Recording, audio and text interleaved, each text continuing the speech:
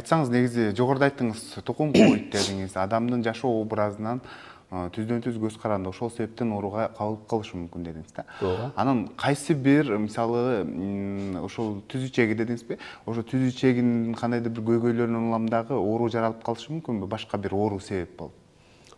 Эми ал башка оорулар себеп болгону бул ич катканы.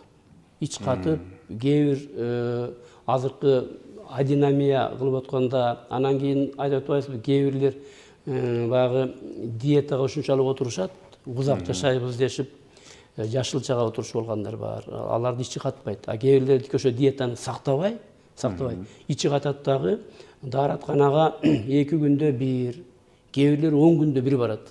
Барып алып анан дааратканага киргенден ыйынып отурушуп, ошо ыйынганда ич көйлөнүндөгү басым көтөрүлүп, анан ушу геморрой түйүндөрүнө келген кан артка кетпей, ыйынып отура берип, баягы төрөт мезгилиндеги толгоо сыяктуу да, анан ошодон геморрой пайда болот. Ушул бир себеби бар.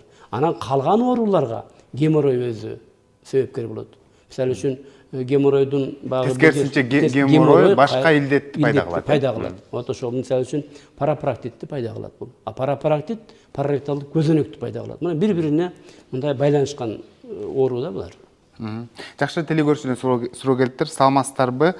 Геморройго кайсыл шамча жакшы?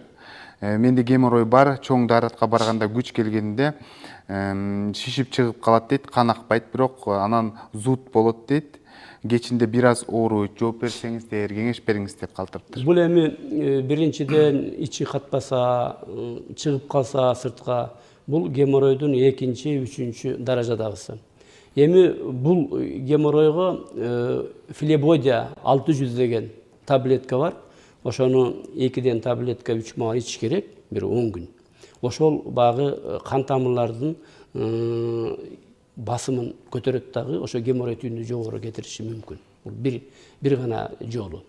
Анан эми свечаны биз багы тромбоз болгондо гана беребиз. Тромбоз болгондо беребиз. Тромбоз болгондо ал багы ошол бейтап айтканда мүмкүн тромбоз болуп чыгып калгандар да бар да.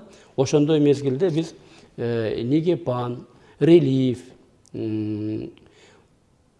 деген 2 свечаны колдонуп атабыз азыркы мезгилде. Мына илгерки биздегилер эми алар жок, азыр көпчүлүк мезгилде колдонгондордун азыр сырт жактан келген шамдардын көпчүлүгү бир 2-3 жыл колдонуп атты, анан кийин алар алып келбей коюшуп атат.